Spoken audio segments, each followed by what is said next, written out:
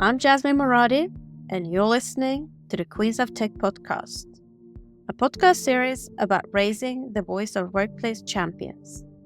60 plus questions in around 30 to 40 minutes with women, women of color, non-binary, and transgender influencers about their journey into STEM, science, technology, engineering, and mathematics. I started the Queens of Tech podcast initiative in May 2022 because I would like to retain more women, women of color, non-binary, and transgenders in the tech industry.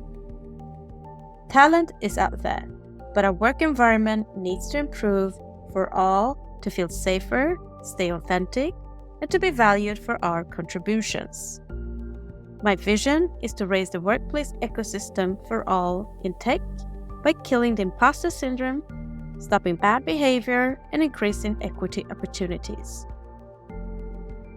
Each podcast talk is built around 60 plus questions regarding upbringing, education, career path, DIB, and future advice. My mission is to bridge the gap between schools and workplaces by getting into the heart of my guest's personal life and career journey to inspire other girls, women of color, non-binary, and transgenders to unleash their full potential to reach top leadership roles in the tech industry. My goal is to raise the voices of tech champions around the world and together with companies, investors, and politicians, raise the challenges and opportunities around equity, inclusive, diversity, and belonging in our workplaces. Enough is enough. I would like to enforce companies to build a sustainable, inclusive culture to retain diverse talent so we keep the workforce power equity to continue building future diverse and inclusive products. Representation matters. Your voice matters.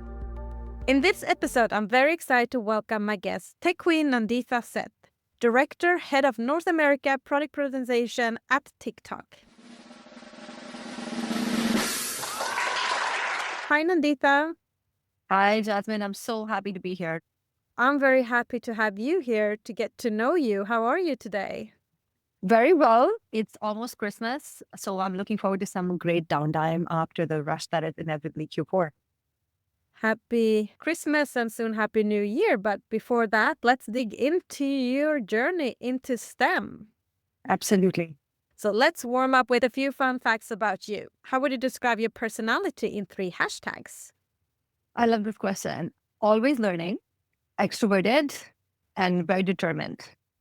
How would you summarize your life in 3 sentences? Mostly surprising. I didn't expect that I would end up in tech. And here I am. I've spent so many years here and I love this industry.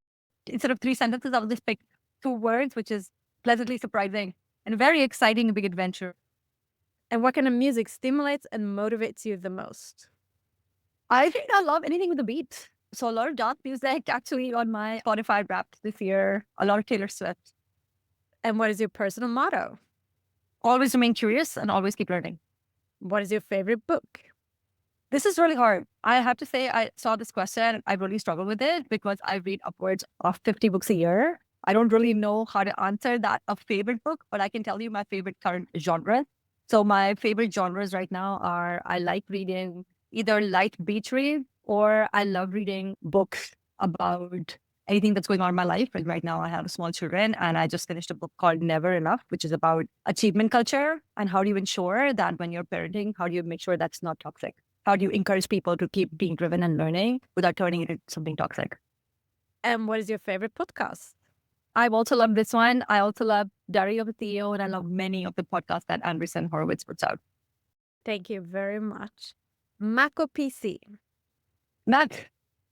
Say something interesting about you that most people don't know. I have lived and worked on 4 continents, although I'm very much settled in New York now. I spent time working and living in Egypt, in Ghana. I grew up in India.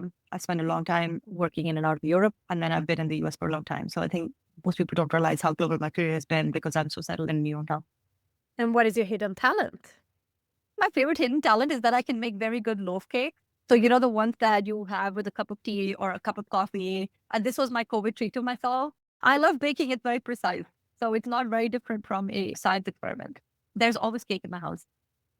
And if you were going to write a book about your life, what would the title be? Always learning, fueled by coffee and cake. Great start. Now, let us dig deeper. Our childhood has a profound effect on our adulthood. Our early experiences shape our belief about ourselves, others, and the world. Now, I want to discover your childhood. Where did you grow up? How did it shape your early experiences?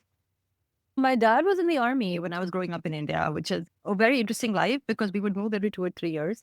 I really turned into a person, I think, who thrived on new experiences. So when you enter a classroom in third grade or fourth grade, and then again a new classroom in a completely different city in sixth grade, and then again in high school, over and over again, you just started with someone who can understand very different types of people and can settle in very nicely into different types of environment. And oddly, I think it has served me extremely well with a career in tech, but also with the global life that I was just mentioning. Fundamentally, I consider myself to be somebody who can adjust and transition very quickly, but also because I'm somewhat of an outsider in a lot of ways. You and I were talking earlier about how there still are not as many women and women of color in tech environments. I think it's the perspective of an outsider. You can be very observant. And I think you can come to determinations about an environment because you're not completely off that environment. And so you can be the catalyst for change in a way that people who are very much born and bred in that environment do not even always recognize. And what was your dream job when you were a child then? I love public speaking. I was a big debater. So I think anything that involved public speaking or talking to large crowds. I used to also do this thing called Model UN, which is a kind of a debate where you pretend to be the governments of different countries and debate things. I have always had a fondness for anything that was socially impactful. And I had some detours into nonprofits full-time work as well. So my perfect career when I was a child was something to do with teaching, coaching, public speaking. And again, that's something I really get to do in my tech career also as a manager and leader. And what was your favorite subject in school? I used to love English literature, history, and also math. I don't know if this was also because I was really good at it. I tend to gravitate towards things that I think I can do really well because I love the sense of achievement that I get. And that really keeps me thriving. Probably how that works when it becomes your favorite, when it's easy and it's fun. What was your least favorite subject? Oddly, because I moved so much, I was in so many different schools. There were different times where history was my best and worst subject, or like most favorite and least favorite. It's such a compelling story about narratives and like the human race and things that you see repeating over and over again, pattern recognition, that you really need a compelling teacher to bring all of that out. So sometimes it can be incredibly boring if it's just facts and figures. But I think that whole process really taught me about the importance of storytelling. And what is your earliest memory of technology and the arrival of the internet? Oh, I don't think this is that unusual for a child of the 80s and 90s, but I remember the arrival of the internet so vividly. My parents were very invested in my education as well as my younger brothers. And so they bought us a computer in 91 or 92, which is still relatively early. And then when the internet came to India, it used to be dial up. And I remember spending so much time reading on websites, but also spending inordinate amount of time on Napster with songs. Do you remember this idea of going from a small set of music that you would purchase and have cassette tapes or CDs or Blu-ray back in the day? And then now you have essentially any music that has been produced by the human race ever, all very accessible, completely blew my mind. And I just felt like all the doors of my mind were opened to potential. And that you could be listening wherever you were and not That's right. in your house or at Absolutely. the radio. Well, they Absolutely. Just wild. All the creativity of the human race, all in one gadget. So which were the three first technology gadgets you owned and how did it influence your interest in tech going forward? We had an HP computer and then an HP laptop. And those were the two that I remember the most. And then I think later on, I got a small Nokia 9010 or the 9020, like just one of those old school The one with the Nokia snake. phone. The one with the snake. That's right. And during that period of time, who was your female role model growing up and what about her inspired you? I had so many, but I really gravitated towards strong women of all kinds. There's a woman who led one of the biggest banks in India at the time. And I was doing my undergrad in economics. And so she was extremely impressive to me and I wanted to emulate her career. And then when I came to the US, I learned a lot about Indra Nooyi, who is also a very impressive woman and ran PepsiCo for a long period of time. What really compelled me about these women, and I think that's the purpose of this podcast too, you have to see it to believe it and to feel that you can do it. And both these women were women that walked, dressed, talked like me. So I think there's an element of if you can see it, then you can be it. That's my story. And that's why I think I love to have conversations about women in tech. Amazing. That's so powerful. And how do you think then where you grew up and the school you went to and the generation you come from influence your education and career choice? In an interesting way, I think being a woman gave me the ability to take more risks because the idea when I was growing up was that number one, you should be financially independent. But two, if you want to have agency in your life, then you need to take control of your own narrative and your own life and your own story. You cannot rely on a person, you cannot rely on a man. Like you have to be the author of your own story.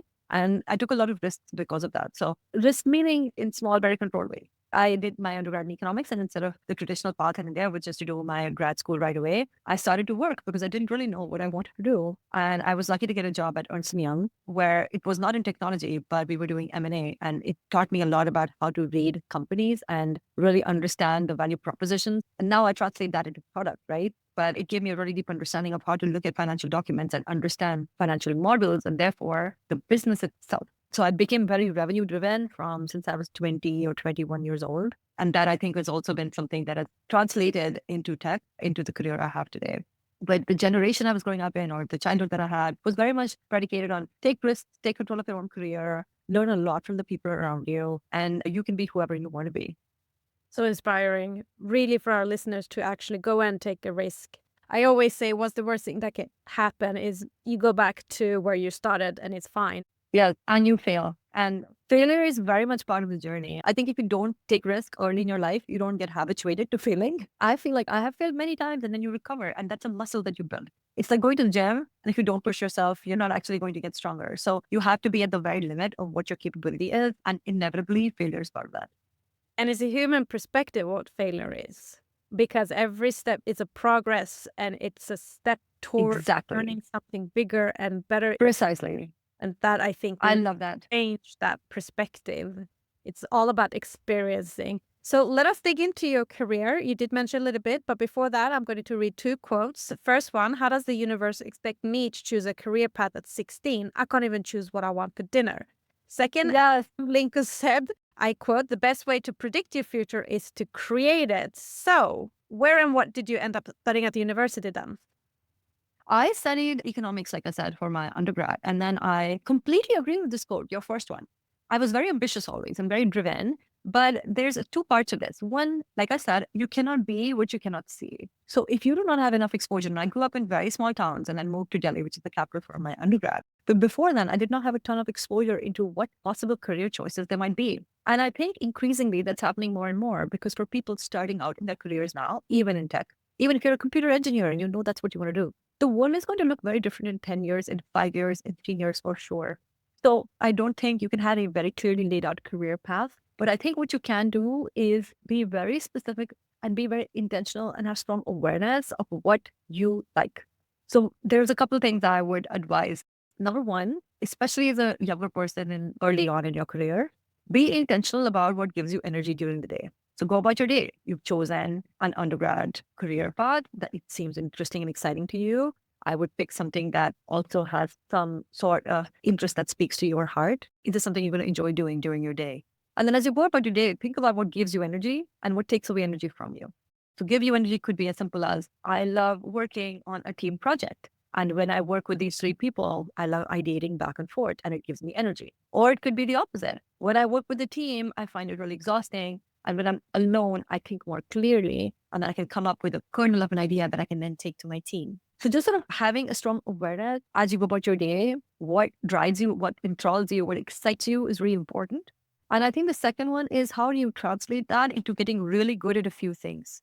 I think you can spend your 20s trying a bunch of stuff, which is what I did also, to get exposure, to understand what else is out there. But I think soon enough, you have to start to pick the 3 or 4 things and know what your superpowers are. And that is going to drive the course of a career. It's going to be why people will want you. It'll be also how you get compensated better. Because if you show up with your superpowers, that is what makes you unique. So based on what you said, what would you say was the passion and what was it that led you and influenced you to get into tech? Even if you said you didn't think about it, but what? Again, then going back to my early childhood, I was someone who was very extroverted. I was someone who was always used to transitioning to new environments. And I was also then with my undergrad degree and my interest in broad scope macroeconomics, economics in general, was interested in revenue and then my experience working at Ernst Young. And then I got an MBA. So putting all those pieces together, I realized I really liked being in an industry that was constantly changing, which is certainly tech. There were parts of this industry that could use and needed people who could combine a business mindset, a product mindset, as well as with a revenue mind. So I started to think about what was I good at and what were my superpowers, both from a personality perspective, as well as like the education that I was given and what excited me about this education. And so putting all those pieces together, I think it was, in hindsight now, pretty clear that tech was the right place for me because it's an industry that's constantly changing. I'm always learning. I'm always excited and meet a tremendous number of global citizens who are all excited and driven by the same intellectual idea. And then secondly, I have found a sweet spot in product and product monetization because I'm very revenue minded, but I also understand product extremely well. Ernst & Young and TikTok, what did you do in between that? I did Ernst & Young for several years. I did an MBA. I did consulting for a brief bit. And then I realized that tech was my calling because I started seeing more and more projects there. So I moved from consulting to Hewlett Packard strategy arm. So you remember when you were asking me what was my first gadget? It was an HP computer. So I worked for Hewlett Packard. It was really exciting because I worked for a 30-person team that reported into Meg Whitman at the time, who was the CEO. So a combination of a strong, powerful woman in tech, combination of thinking about strategy, applying it to tech, and sort of this tag team of people who were thinking about the biggest problems in the company and therefore the industry was really compelling to me. I did that for a short while and then I transitioned to Google, where HP at the time was a very large but somewhat cumbersome company. And I wanted to work at a place that felt really nimble. And so I picked a part of Google. I was also lucky that it picked me, which was called DoubleClick at the time. So that was in the early years of programmatic, where they had purchased and done this acquisition of DoubleClick. And they were starting to think about ad tech. That was very interesting because I've always loved marketing. It's the human side of tech, right? It's the idea of why do people buy things and how do you get them to buy more and what makes them compelled to a certain brand versus another? What are the stories? Remember, I love history, like I love storytelling, I love narratives. So what are the narratives that people can tell about brand? How do you use tech to do that better, faster, more efficiently? And then there was a part of Google that was completely nimble and was almost getting constructed from scratch. And so I was there for 8 years. I loved my experience. And then I moved to TikTok, where I was asked to build again that paying, but from scratch. TikTok is well known and it's a huge success, but in your own words, what does TikTok do? TikTok is a short form video company, and we have now videos of various lengths. But essentially, it's an app where if you open it up, the whole goal is to entertain you, and the algorithm gets to know you and what you would like. And so it's called the For You page because it becomes very personalized to what you would enjoy. And it's not about showcasing to the world a perfect image. It is about generation of joy and showcasing yourself as you really are. TikTok is full of videos about people who are putting on their makeup with like towels in their heads and talking about their lives. And it's very relatable. And I think it's such a great counterpoint to how social media has been in the past, which is about presenting a perfect image of yourself. And as you and I know, that isn't actually true. So, what is your title and what is your main responsibilities? I work in the product strategy and operations arm.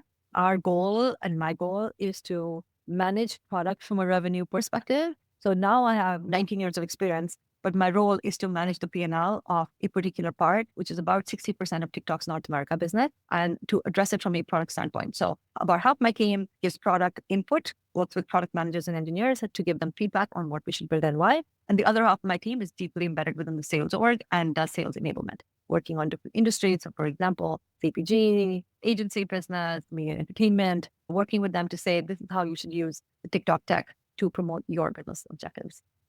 And you did mention earlier that Google found you. So, how did you get your current role? Actually, it was very mutual. I'll tell you a bit about Google and then I'll tell you a bit about TikTok because I think both of them are quite interesting. So when I started working at tech at Hewlett Packard, I started to think about, again, being intentional about what I was enjoying about my day. And I realized I wanted to be in a smaller part of potentially a larger company where I would get to learn a lot because I was still new to tech, but where I would get to have greater degree of impact. And I started to have connections with people. So then I met somebody who was an engineer within that arm of Google. He was kind enough to introduce me to someone else. Her name is Eve, actually, also fantastic. But she was not hiring at the time, but she told me about another job that was going to come up at Google later on. So it took some thinking about what is it that I want to do. It also took some patience because it wasn't like I saw a role I applied, it was a perfect fit. I really had to get to know the company and I wanted to understand the innards and the different team. And people were kind enough to sort of spend that time and help me think through. I had a point of view on what I wanted to do. And so they would say, okay, go to this team. This team is going to be a good fit. And when that team then finally started to hire, I was able to apply and get in touch with them. So that's my story at Google. And then for TikTok, this is another compelling thing. My manager's peer had moved to TikTok. TikTok originally called me, but they were not very clear on a specific role. And so I loved the company. I thought what they were doing was such a great change in how media is consumed. And I thought it was such a sea change in how culture is perceived and how people influence and experience culture on the internet that I was very intrigued by the company, but I wanted to wait for the right role. The recruiter reached out, we had a conversation, and then nothing came of it for a long time, but we sort of just kept in touch. And then my manager's peer moved to TikTok in a different role. And so I got to know more people over time. So again, I spent about 6 to 8 months getting to know different companies that I was interested in, understanding what kinds of roles existed, talking to different people in more casual ways. And then when the role opened up, it was the right fit for me. What does a typical workday or work week look like for you?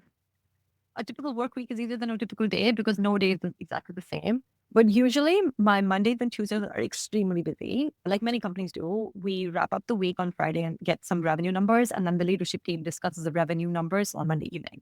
Mondays are typically very long days for me because you come in, you take a look at what's going on, you start to look at the bigger project, see what progress has happened during the previous week, read all the reports. And then the amazing thing about TikTok or a smaller company is that you can iterate very, very quickly.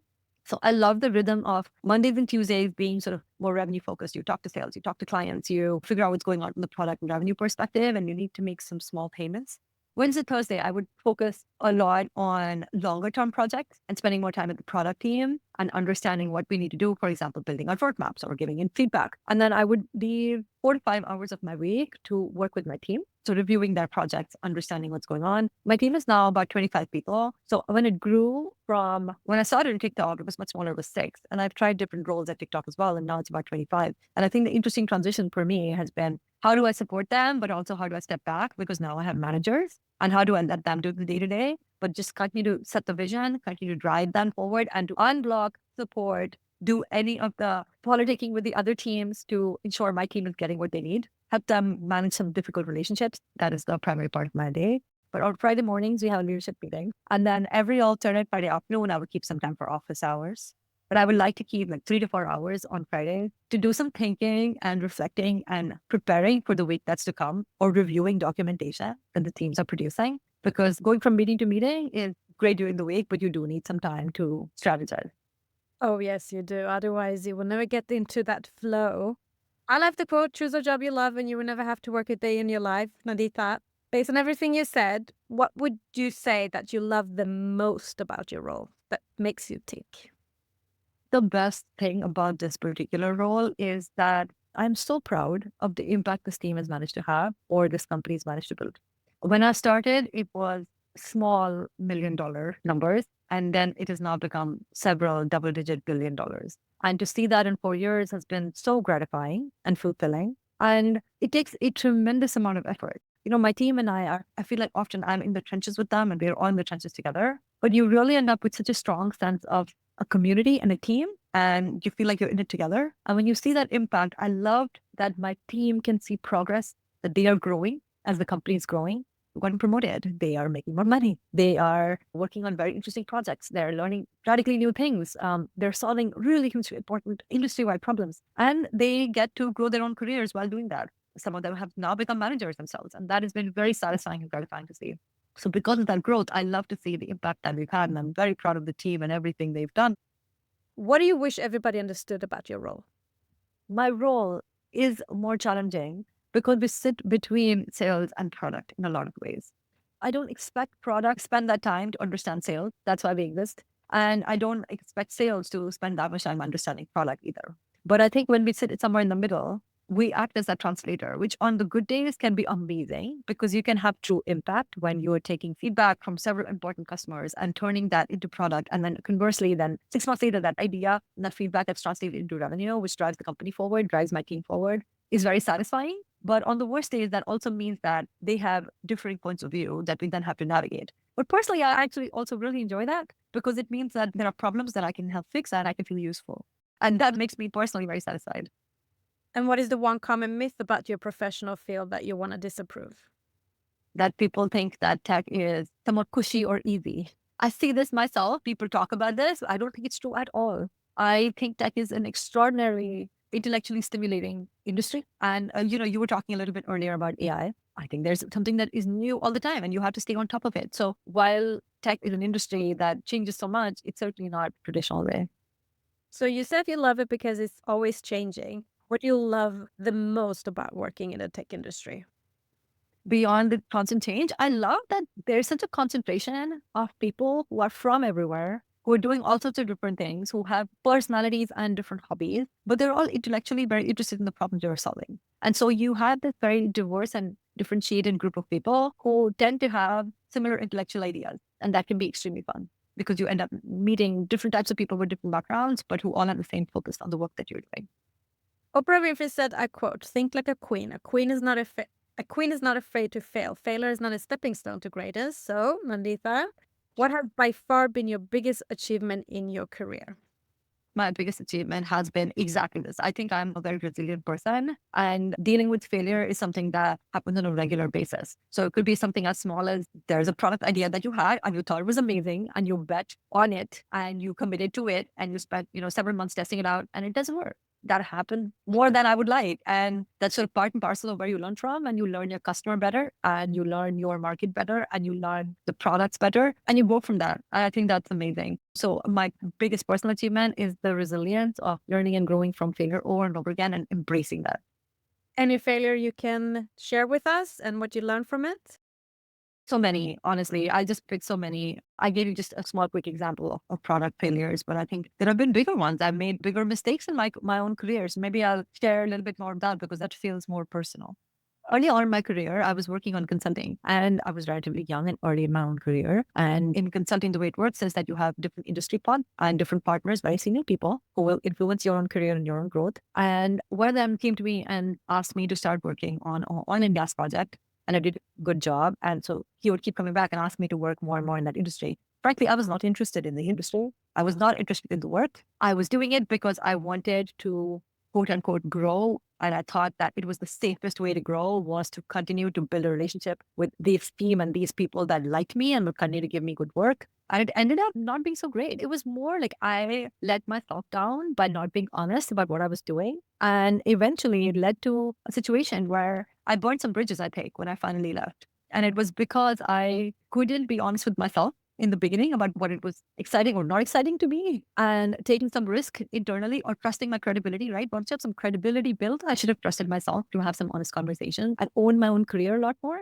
versus somewhat towards the end, just sort of almost like running away and saying, I'm going to move to California. I really need to do something different. So I could have been more intentional. It's just something I try to practice now. I can be, as a person, very decisive, but there are pros and cons to being that decisive sometimes. And what would you say is the biggest factors help you become the successful? What are your success habits? Number one, resilient. Number two, I will stress this again. I try really hard to set some good boundaries for my own mental health. So, for example, I know that Mondays and Tuesdays are going to be really packed days for me, and that's fine. So you don't need to have balance on a daily basis, but you should have some balance on a weekly basis and certainly some balance on like every 6 months. So I do some small things on a regular basis. Like I'll leave home a little bit earlier and get a quiet cup of coffee before I start my workday every day. Because while I'm extroverted, these jobs are very demanding. So I need some time to myself. So it's important to recognize that. And then Monday, Tuesdays are packed. So on Wednesdays, Thursdays, and Fridays, I try to end my day at a reasonable time, spend some time with my family. On Fridays, my husband and I instituted an intentional date night.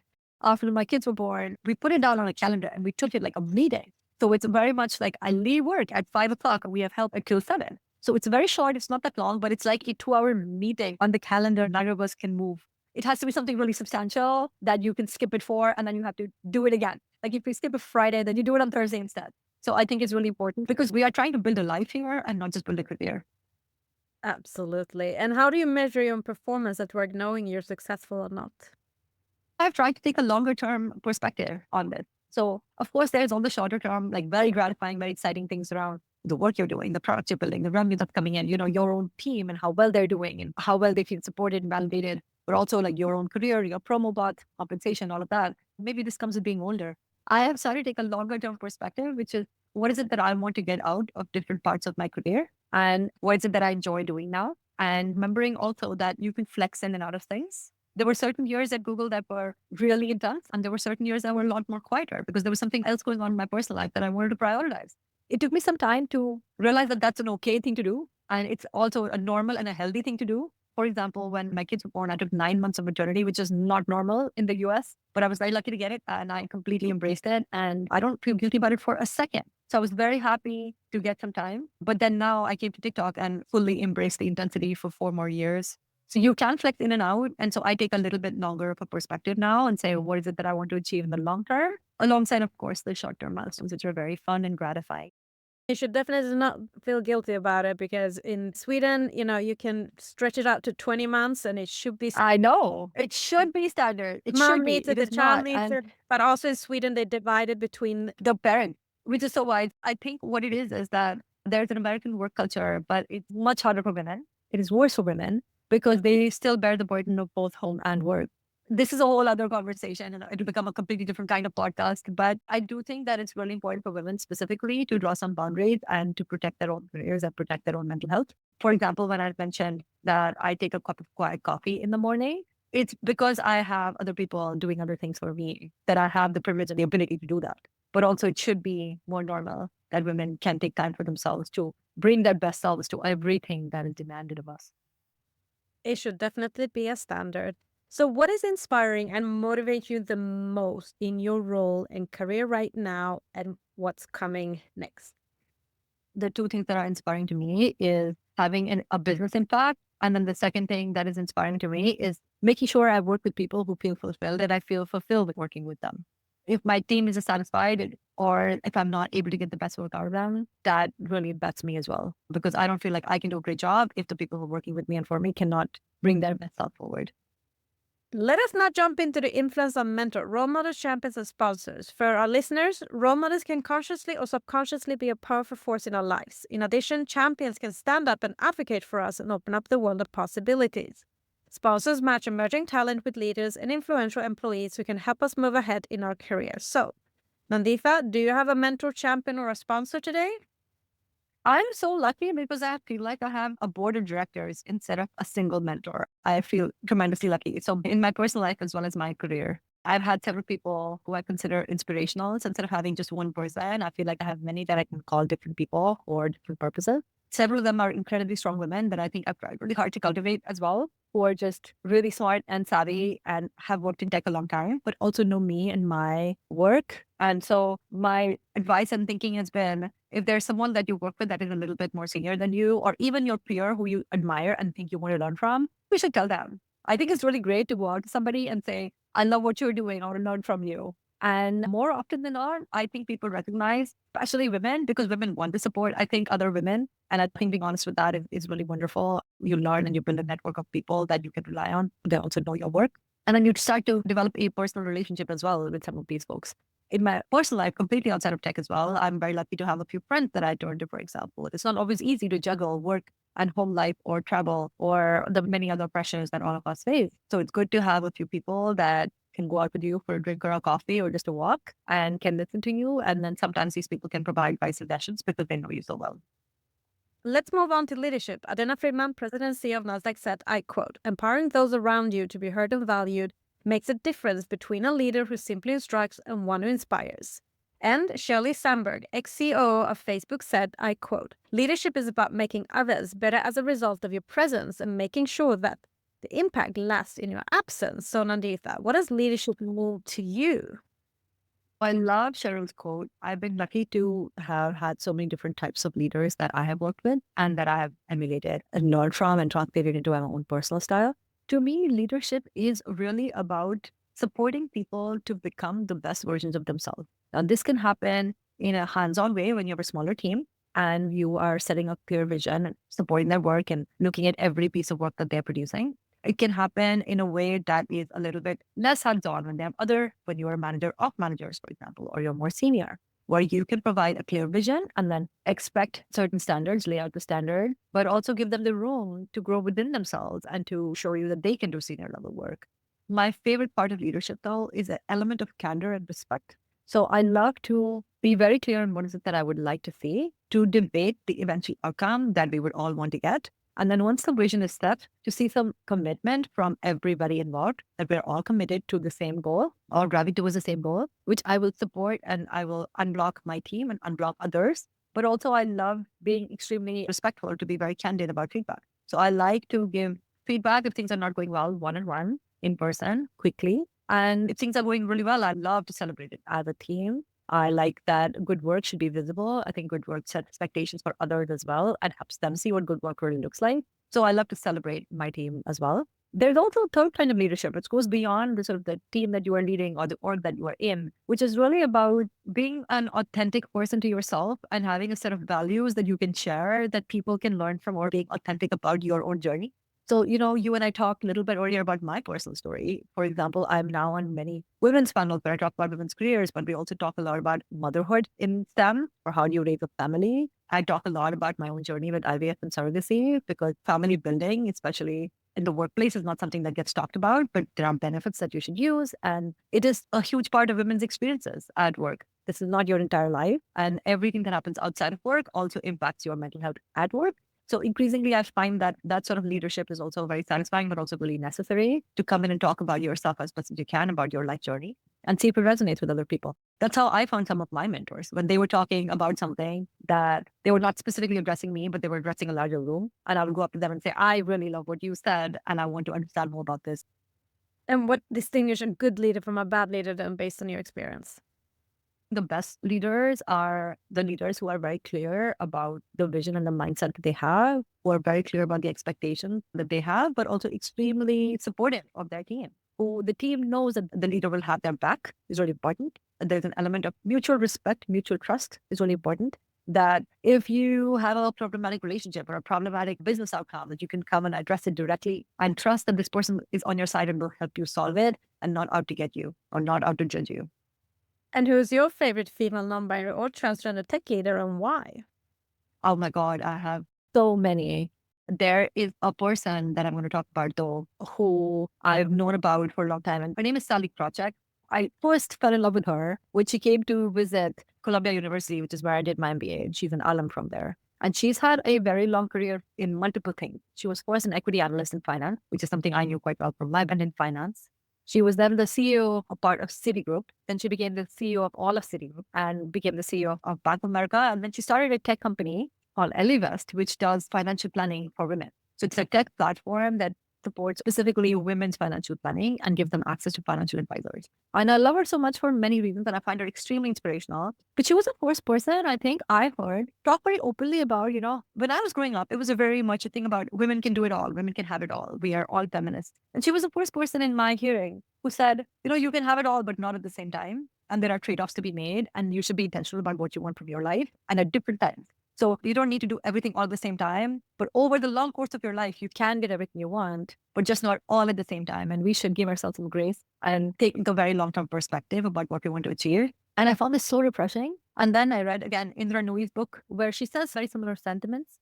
So I think we're becoming increasingly, as women in leadership, in tech, in the corporate world, very much more authentic and very candid about the struggles that specifically women face. And then sort of saying we are all facing the same thing. So nobody needs to be absolutely perfect at all times. But the important thing is that we show some grace and resilience for ourselves and take a very long-term view, and we will get there. And luckily, there are more women now than there were 15 years ago or 30 years ago when Sally started her career.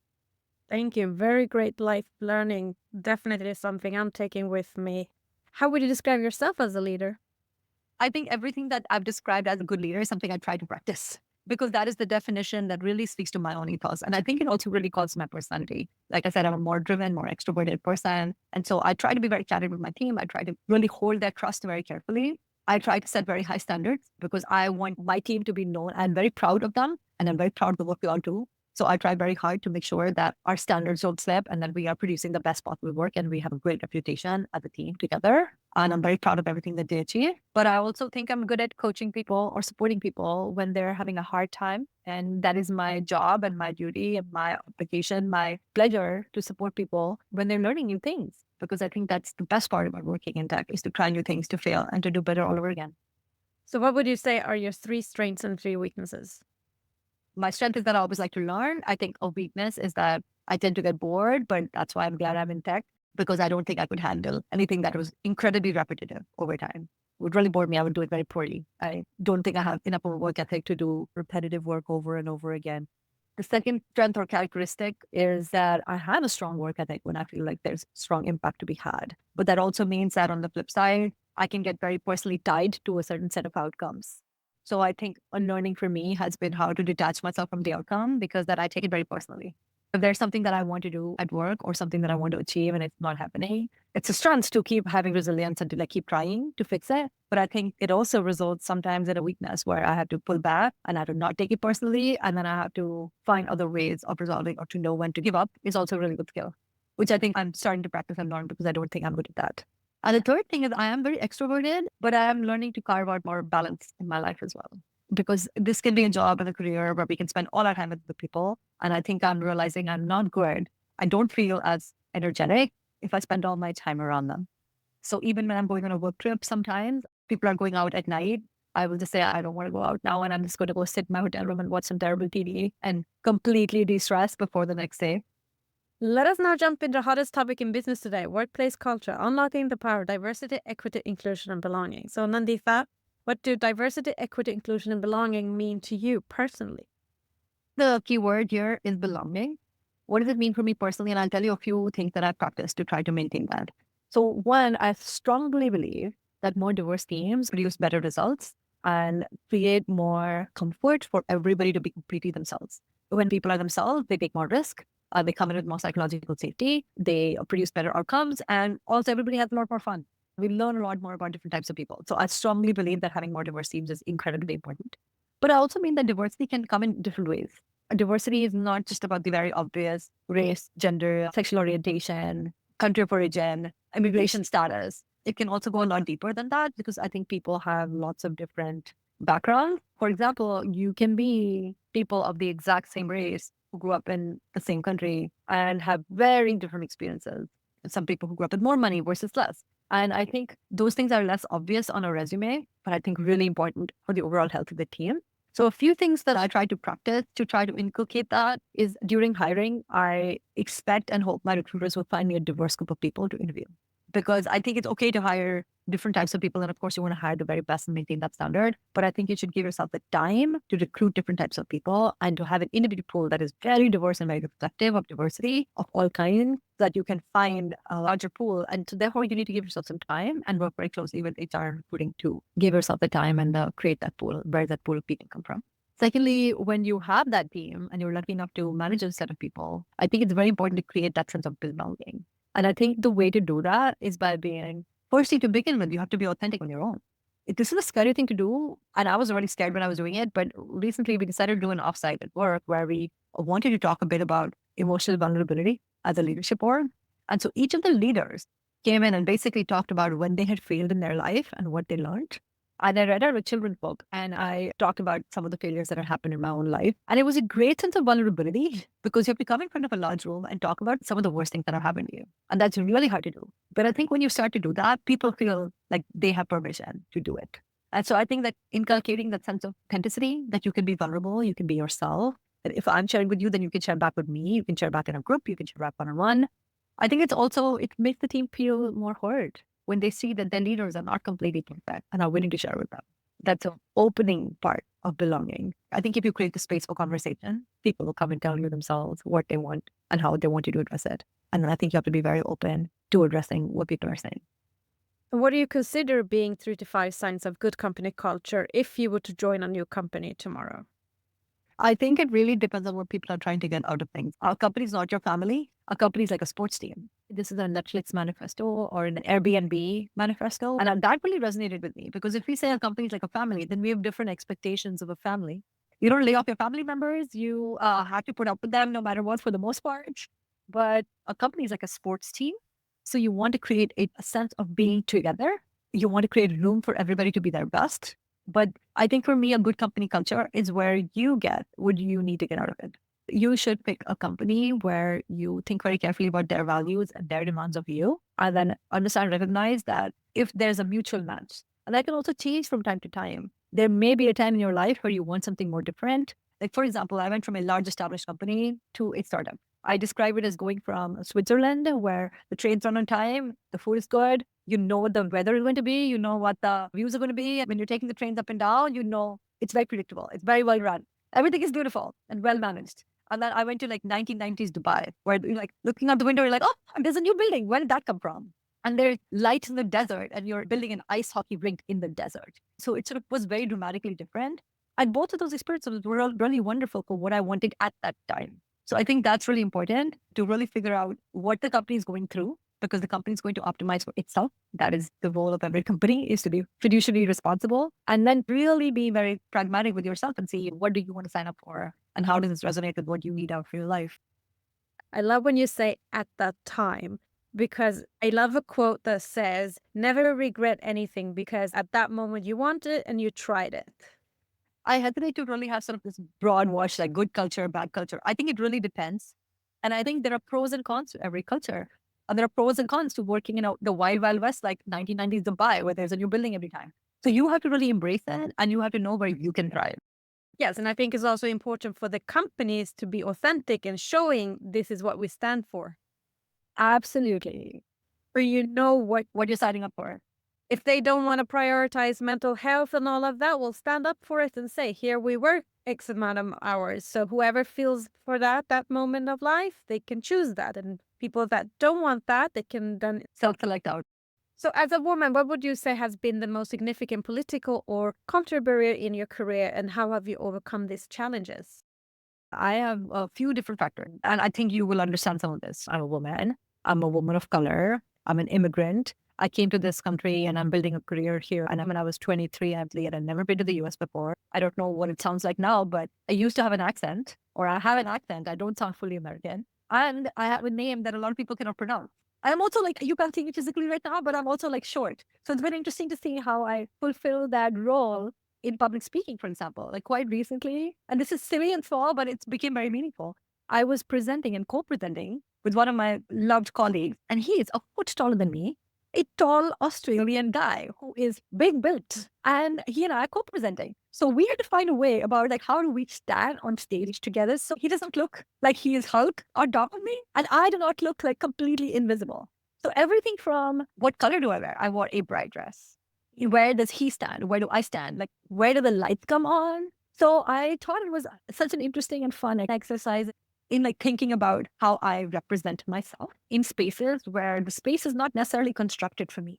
So they had to, for example, move the light because they were like, oh, you were going to stand on the right in the front of the stage because I need to show up with presence. And so I'm in the very front part of the stage and I'm wearing a very bright color. So they had to move the light. There's so many parts to my experience. It's not just about being a woman. It is about being now, in case, a short woman with a name that's hard to pronounce. Like, how do I say that? How do I get well understood? I think in the early years when I was here, I worked a lot on enunciation. And I was really lucky because Google set aside a pool of learning budget. And I took advantage of some of that. And I got myself a voice coach because I did not want to necessarily get rid of my accent, quote unquote. I did not want to sound necessarily only American because that is not authentic to me. And I felt that was wrong. It did not feel true to me. But I did want to be clearly understood. I thought that was really useful and a good investment for me to succeed. But that's not something that a lot of people think about. Like, oh, that's necessary for her. Because some of the feedback I got in the very early years was, you're really smart. You speak too quickly. I had to really like work and understand that and say, I do speak quickly, but how do I make sure I am understood and my ideas are intelligible to my audience? A few other things. I think politically is a very fraught question because that is about social dynamics. And, we touched upon this briefly, but being a woman, being a mother, taking leave, feeling comfortable taking leave, feeling comfortable coming back from leave, balancing every other part of your life. I think that's a social problem and not a company problem alone. For example, if America does not have maternity leave and good structures around maternity leave or childcare, that is not just specific to a single company. That's something that you have to unfortunately manage as an individual, but it's a social problem. But one of the biggest problems for women, I think I've had a lot of fun with this also. As I've gotten older, I think it's a wonderful thing for all of us to embrace all parts of ourselves. So if we talk about diversity and belonging as leaders in tech, first step is just embracing all the parts of ourselves. And I think it took me some time to be fully authentic in the office. For example, there's an Indian festival which comes once a year in the fall, and I show up at the office every year wearing my Indian clothes. And they're professional clothes because if I was living in India, I would be wearing those clothes to work. I'm not wearing anything inappropriate. It's very different. And I like to do that in a specific way because I'm saying to everybody, like, this is all parts of me and bringing all parts of me to work so you can do the same thing. And I think that's a very important part of feeling like myself, bringing in my best self, but also then giving other people permission to do the same thing and whatever that means for them. It doesn't need to be clothing. It can be something completely different, but they should feel comfortable also. So you talked about these challenges. So how do you discuss about these challenges, such as salary gaps, promotion, maternity leave, etc., with your colleagues, peer, or community? I think it's really important to first name it because people do not name it. So, for example, I've worked at several companies now where I've asked HR and recruiting for reports for my own team because I am now responsible for compensation, right? So you can influence people even in larger companies, but starting with your own sphere of influence, which is to say, okay, I look at my own team, I know how much they get compensated. I see a gap. Let's discuss it. Or I see a conversation to be had about two people who have different tenures or capabilities, but they're showing up right now in this way. So even though, for example, hey, the woman is making less money because she had less tenure, but look at her output, let's discuss it. And I think that's a very important discussion point because I think it's really important to not feel afraid to have that conversation. And I will say I'm very lucky now because I don't know if I would have done that if I was 26 and I didn't have immigration stability and I was early in my career. But now I feel more, if I'm not going to do it, who else will? Because I'm in the position where I can. So I like to have those conversations. They can be a bit more controversial, but I also think of myself as it is my responsibility to do it. And there are also many public and internal discussion about the barriers women of color, non-binary, and transgender individuals face from reaching higher positions or receiving funding in the tech industry. What is your advice on overcoming these roadblocks? It's very easy to give advice to individual people because then you just kind of make it like, oh, it's your problem to solve. But it is a social construct that is challenging. So I think all of us to talk about it is a very important thing. It's very vital to acknowledge that it's true and it's happening. And we should all take responsibility for it and not just the person who's facing it. So I could give advice, for example, about being open about negotiating your compensation, negotiating your pay. I think it's also really great for women to share. People don't talk about how much money they make. And I think that's a great thing. I have a few good friends. They're also in tech. And so when I was negotiating my job and they were negotiating theirs, I was like, I'm going to share my number. It would be great if you feel comfortable sharing about yours. And then she shared with me. And you start to build some confidence because you know how other people are getting treated. And it's even better when it comes from men because it gives you a goalpost. So I deeply appreciate the people who are one, willing to have this conversation, two, literally will give numbers. So my advice to everybody, not just like women, not just non-binary people, not just trans people, everybody to just be more open with the people that you trust, with your peers, with the people who are second junior to you about what's actually happening behind the scene. How do people get promoted? Really? Like, who do you need to influence?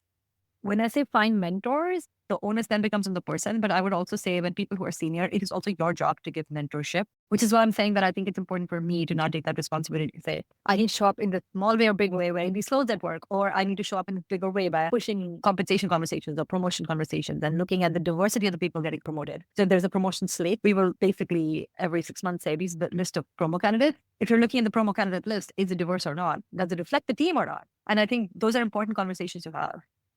And I think you really touched on something that no matter what, keep the conversation going. Try to kill the stigma because by opening it up, it becomes something natural. Yes, normal. And then we can see how we can solve it.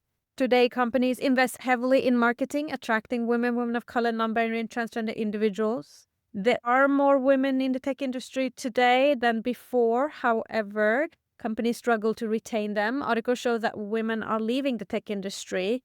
What is your best advice of strategies for companies can work to build a stronger corporate culture that engages DIB? The biggest support initially you can give is really checking hiring practices and what success looks like within the company. So promo practices and hiring practices. What support are you giving? Not just an individual woman, but like every woman. How safe is it to have a conversation internally about these topics? Does a women's group exist? How active is it? Who are the senior women who are engaging in it? What kinds of conversation do people have? How honestly do they think they can talk about these topics is really important. And a good corporate culture for DI and also B, belonging, is really about, can you hire the talent? Can you retain the talent? And then when they're there, can you help them thrive? That is great, but what would you say are the key challenges of implementing a DIB culture in a workplace and in the tech industry today?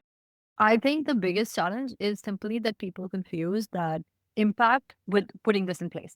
So they think, oh, that this means we won't be able to hire the best people, or oh, this means that we will have to take too long to hire. This isn't actually true, but I think that's the biggest challenge, or at least the challenges that I have found are if I'm saying, okay, I want a more diverse set of people that I want to interview, there's some pushback sometimes around, okay, how many people do you need to meet? And where do we get these people from? And oh, like we won't get them on time. And so I think that's the conversation. That's the biggest challenge, is that how much the company wants to prioritize it and how much space will they give people to develop it. So if there's a separate space for conversation for people of color, like how do you do that? And can you let people prioritize that time? So if you're saying, we'll take a day every 6 months to like focus on these topics, Is that something everybody wants to engage in? Like, do you allow your employees to do that? And why do you think it's important for more women, women of color, non-binary, and transgender to join the tech industry today? It's imperative. I don't even think it's much of a choice. AI is coming, it's here. And if we do not have diverse voices in this, I'll give you some simple examples. If you go to any of the amazing agents that exist now, or amazing AI interfaces that exist now, they all summarize information. And summarizing information has an inherent bias in it. And so if you do not have people of different backgrounds inputting and playing an extremely strong role in creating these things, we will all be living in a world that is constructed by a very small subset of people living in a very small subset geographically. So if we don't want that, I think we all have to engage. It's, again, a social responsibility at this point. And how important do you think is not just to have them as middle leaders, but actually higher gender representation at C-suite level and boardrooms with the voice? The boardrooms are the hardest one. I would say we have made progress, certainly at the lower levels. I think there's lots of women, lots of us, lots of different types of people at the lower levels. I think progress is really hard. I think at senior level, it starts to thin out quite a bit. I think at the C-suite, it is very thin still. And at the board level, it's less than 10% of women and women of color. So I think it is actually incredibly wild and a huge missed opportunity to bring on people who have great talent and great opportunities and great ability and great perspective to add value, but not enough of the opportunity. But that means that really senior people have to take time out of their day to go and find these women and bring them in. And some of these women will be new board members. So how do you train them and how do you coach them? Because they don't have the social capital on the net. So how do you generate those networks? Because a lot of these jobs are just about networks. I gave you 2 examples of just my jobs from Google and TikTok, which came from my networks. The amazing thing is that those networks exist, but at the board level, they've really started to thin out. Well, I was just going to ask you that again. Why do you think is the main reason we still see few women of color? So I think startup founders is because they do not get funding. And I think opportunities that women know extremely well do not get funded even less. Like there's very little funding, for example, just for women's health and remote health tech. There's a bias, I think, it's implicit in the numbers where women's startups are not getting funded at the same rate. So there are fewer founders. This incredible story of a friend of mine who is a female founder, co-founder, along with a man. And she said every time she meets a VC, they assume that he's the only founder. And that is really sad to hear that she has to overprove herself to get attention. And then why do I think there are not that many women at the board level? I think it's a networking problem. And I think that means that senior people have to take time out of their day to create and dip into those networks, which is not natural. So I just think they don't bother. And do we have the time with having family and trying to swim in the role that we are in? I think it takes extra effort for women because you're trying to get into a network that doesn't exist for you. And so I wouldn't even put the onus on the women because I think it's already hard for women. I put the onus on the social structure. That is the one that needs to get fixed. And regarding the funding, what factors do you believe contributes to this imbalance of men getting more than women in funding? And what strategies do you believe can be activated to increase funding for women-led startups? There are incredible funds that are being created by senior level women. And there are some funds that are dedicated solely to female-led startups now. That's a great change because those people then have to go out there and find, because that is that entire pieces. And how much do you think the tech industry has changed regarding DIB since you joined? It has changed quite a bit. I think it just simply there are more women, but because I think even at the junior level, there were not as many women. And at least there's a starting point. So the networks are created over time, right? So the senior people all know other senior people. And so I think slowly we are seeing more women climb up the ranks. And so I know I've been in the tech industry for 15 years and then another 4 years of a career before them. So 19 years of a career. In the next 5-10 years, I hope that things will get even better because there are more of us. And looking back on your career, what one thing would you have changed in your working environment to break the bias? I would have been more brave myself to seeking out mentors, to having some difficult conversations, but also like thinking very clearly about compensation. I think that's a missed opportunity, which I think I got comfortable with later in my career. And looking forward, what actions will you take as a leader to reduce bias and improve the IB for the next generation in tech?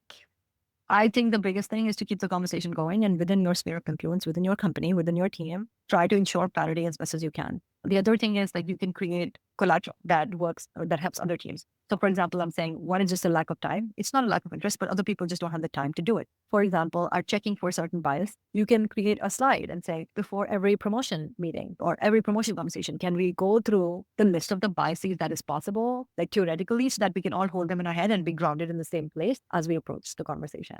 So just sort of simple things like that you can add value. And if you feel like this is something you can and want to do, take on some of the burden of doing the work. This is not great because again, I don't like to put the burden of improving things on the women women, and women are already so preoccupied. But if that's something that you are willing and have the ability to do, that's a place I would start. Let us move on to another hot topic in business today, which is work-life balance and mental health. Nandeeta, you talked about mental health. You have undoubtedly a busy lifestyle. So how do you take care of yourself to maintain good mental health? The biggest thing on mental health is really understanding your own boundaries and then trying to find other things, either at work or outside of work, that give you a lot of joy and help you create that balance. So for me, there are small things like I love going for walks with my friends. I like certain types of workouts. I think meeting my kids in the evening and really carving out family time most days is really grounding for me. My kids are still very young and so very demanding. And so that means that when I come back from work, I don't have a choice. I have to put away my laptop and I have to engage with them. So I think it just gives me a lot of distance and allows me to come back refreshed. But then I can do justice to all parts of my life if I'm feeling healthy. Have you ever experienced burnout? Yes, absolutely. A few years ago, when my team was expanded, I had a really large remit. I was hiring a lot, and I had 17 people reporting to me directly and no managers. I really felt like I had to do a great job, and I started to work every weekend, so Saturdays and Sundays. And then by summertime, I was completely burnt out. So 6 months in, I was completely burnt out. It was good because I think I recognized it, and I took 2 weeks off, and I did nothing. I did not go anywhere. I did not travel. I just went to the gym. I went out to get coffees. I went for walks. I slept a lot. So just sort of simple things like that. But that experience really taught me that I cannot let it get to that point again, that I really need to build a more sustainable life. So what is your advice on how companies can create a more mentally healthy workplace in the new now? I think there are companies that are at a life stage where work does not have to be that chaotic. And I think there are companies that are at a life stage where by design has to be the case. But in both situations, I think being really candid about what the expectations are and trying to give a lot of flexibility to the employees to say, you need to deliver X, that's fine. And then you can either do it from anywhere or do it in any which way or have a conversation about the timeline and ensuring that the person does have the time to rest, to recover, because otherwise nothing's going to get done. So I think what companies can do is support when people need leave, is to support when people carve out parts of their day to do other things and to support physical health. They also, I think most companies now offer a lot of mental health benefits, which I think is fantastic. And it's quite a change from when I started working 10 years ago. And what would you say motivates you every day to get out of bed? I think I'm very lucky because I have a very full life and there's so many exciting things to do every day. I think work is very motivating, but I like my life and I'm very lucky to enjoy so many different parts of my life. So what motivates me is just jumping out of bed and then getting to explore another new day. And now let us wrap up with a few words of wisdom and a piece of advice for our listeners. So Nandeeta, what is the best piece of advice you've ever been given and that has helped you during setbacks in your role and career? Some of the best pieces of advice have to do with a few things that we touched on today. So I'm going to recap and summarize. Number one, don't be afraid of failure. Take risks. And if you fail, please remember that life is long, careers are long, and you can get back on the saddle. So have some trust in yourself and your capabilities, and don't be afraid to fail. Don't be afraid to try new things. Number two, again, remember that careers are very long. So don't beat yourself down if you feel like you haven't hit all the milestones in a given year. This is amazing quote, which I hope I'm going to get right, which is about you always overestimate what you can do in 1 year, but you always underestimate what you can do in 5 years. So always try to keep a slightly longer perspective. And if you don't hit every milestone every single year, that is fine. That is life. Give yourself grace and keep moving. The third or related one is you have to keep moving. If you're a failure, keep moving. It'll pass. If there's good stuff you learn from it, keep moving. So I think constantly learning, trying new things, not being afraid to fail, and taking a longer term view. And then what's the worst advice you ever received? I think the worst advice I got, quite related to D and I, is that someone told me that I should change my name to make it simpler. And I said no. I was pretty horrified, actually. And so I said no, and I'm very glad. I was very confused by that statement. It was terrible. That's like asking you to leave your identity? Yes, basically. Completely wild. And is there something you wish you would have known or a skill you wish you had when starting out in the tech industry? I think a skill that is incredibly useful, which I think I had, but I've improved over time, is leading into things that are new and learning as much about them as you can, but also sort of letting things play out a bit. The wonderful thing about tech is there's so much information available about everything that people are building, starting, creating. And I think learning as much as you can about that and about your industry, especially in the early years, is a very useful thing. And if you had the ability to go back in time to where you were just at the beginning of your career, what advice would you give to your younger self? Don't be afraid to take risks. Be more open about what you want. Think clearly about what drives you and gives you energy every day. So Nandeeta, last but not least, what is next for you in your role and career in tech? What are your career aspirations? I love the work I'm doing right now. I would love to keep growing my team, growing the impact that we have in the company. In the longer term, I would love to keep building my skill set in product and keep having more revenue impact. So I think my career journey is very predicated on having more and more impact, and that is what drives me and excites me. That is amazing. I look forward to follow your journey. Thank you very much, Nandeeta.